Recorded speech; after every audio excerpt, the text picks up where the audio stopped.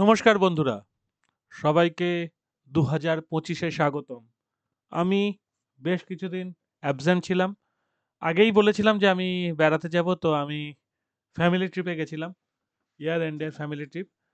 Malaysia ঘুরতে গেছিলাম। তো যারা জানেন তারা দেখেছেন নিশ্চয়ই ছবি আমার ফেসবুক এবং ইনস্টাগ্রাম হ্যান্ডেলে। আরও ছবি আসছে। তো যারা পার্সোনাল লাইফে জানেন, আমায় চেনেন, তারা নিশ্চয়ই দেখতে পাচ্ছেন। আর যারা চেনেন না তারা আমার প্রোফাইলে গিয়ে ভিডিওর ডেসক্রিপশনে গিয়ে দেখতে পারেন। লিংক দেওয়া আছে সব। দেখতে ইচ্ছা হলে দেখতে পারেন। যাক, এবার আসি খেলার কথায়। 2025-এর আজকে 2nd জানুয়ারি। আমি গতকালই ফিরেছি, তাই তার আগে আর ভিডিও করা সম্ভব হয়নি। এই এখন যে টেস্টটা চলছে, Afghanistan versus Zimbabwe, 2nd test. First টেস্টের অবস্থা তো সবাই জানেন, বরঞ্চ আমি আপনাদের চেয়ে কম খবর রাখতে পেরেছি যতদিন বেরিয়েছি। তো আমি খবর রেখেছি। ফার্স্ট টেস্টটা ধুমধুমার খেলা হয়েছে। ওরকম খেলা খুব কম দেখা যায়।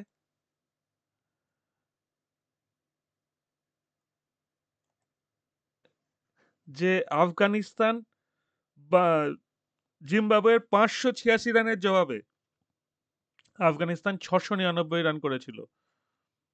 অসাধারণ একটা খেলা। এবং তারপরে জিম্বাবুয়েকে আবার ব্যাট করতে নামিয়ে 142 রান করে আউট হয়ে, মানে খেলাটা শেষ হয়ে গেছে, draw.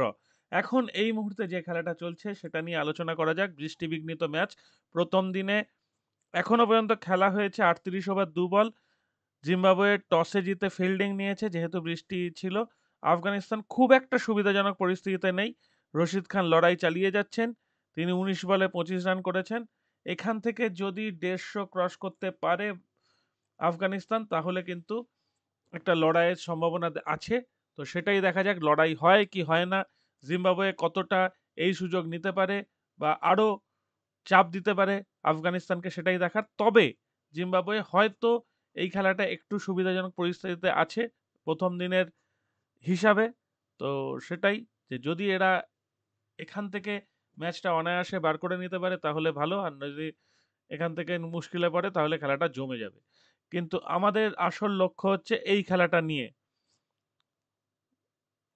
India versus Australia border Gavaskar ট্রফির 5th এবং শেষ টেস্ট সিডনিতে অনুষ্ঠিত হতে চলেছে আগামীকাল ভারতীয় সময় ভোর 5টা থেকে। রোহিত শর্মা মোস্ট প্রবাবলি খেলবেন না। ইন্ডিয়া 2-1 পিছিয়ে পড়ে এখন আপাতত দেখা যাচ্ছে যে এখান থেকে বাদ চলে যাওয়ার সম্ভাবনা অনেক বেশি। আহ, মানে টেস্ট চ্যাম্পিয়নশিপ থেকে এখন দুটো পরিস্থিতি আছে। যদি এই টেস্টটা ইন্ডিয়া জেতে, যদি, তাহলে এখান থেকে একটা পয়েন্ট সংগ্রহ হবে এবং সিরিজটা ড্র করার সুবাদে কিছুটা পয়েন্ট অবশ্যই পাবে। অস্ট্রেলিয়ার পয়েন্ট কিছুটা কমবে। এবং অস্ট্রেলিয়া কিন্তু খেলতে যাবে শ্রীলঙ্কার মাটিতে। সেখানে যদি অস্ট্রেলিয়াকে শ্রীলঙ্কা হারাতে পারে, পর্যদুস্ত করতে পারে, তাহলে কিন্তু ইন্ডিয়ার সুবিধা বেড়ে যাবে।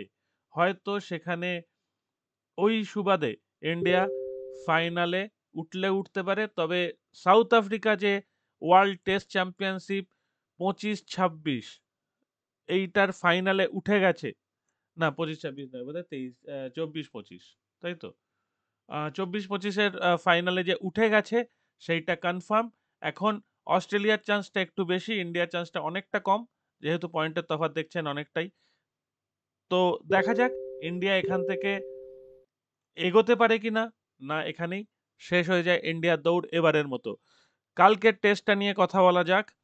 কালকের টেস্টে বলছে যে pitch and condition a good cricket wicket a day out from the test match there was a bit of grass on SGC pitch the feedback Cummins has received about 8 from 2 shield games। মানে বলছে যে এটা good cricket wicket. weather for the start of the state, although there will be some rain forecast। আচ্ছা, final 2 ডেজে হালকা বৃষ্টিপাতের মানে আবহাওয়ার পূর্বাভাস আছে, কিন্তু প্রথম 3 দিন কোনো বৃষ্টিপাত নেই। তার ফলে প্রথম 3 দিনে ভালো পরিস্থিতি চলবে। এবং আগের টেস্টটা ফালতু ভাবে ইন্ডিয়া লাস্ট দিনে হেরেছে, সেটার মূল্য চুকাতে তো হবেই, কিছু করার নেই। ইন্ডিয়া যথেষ্ট ভালো পজিশনে ছিল, সেখান থেকে টেস্ট হারার মূল্য ইন্ডিয়াকে চোকাতে হবে। এবং রোহিত শর্মা মোস্ট প্রবাবলি নিজেকে নাম তুলে নিচ্ছেন ফাইনাল টেস্ট থেকে, হয়তো তিনি খেলবেন না ফাইনাল টেস্টে, তাহলে বুমরা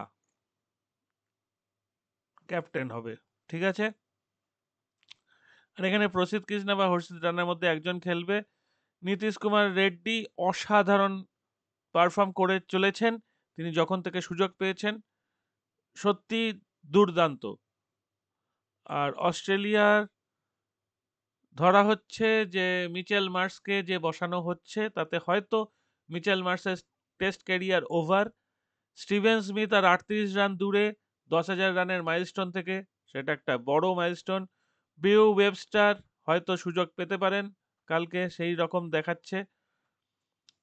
আর স্যাম কনস্টাস স্যাম কনস্টাস কিন্তু অলরেডি হইচই ফেলে দিয়েছেন, সেটা ব্যাট করেই হোক বা ইন্ডিয়ার বিরুদ্ধে অঙ্গভঙ্গি স্লেজিং বা যাই বলবেন, মাঠের তার উপস্থিতিতেই কিন্তু তিনি একটা বেশ পরিস্থিতি তৈরি করেছেন জোরালো।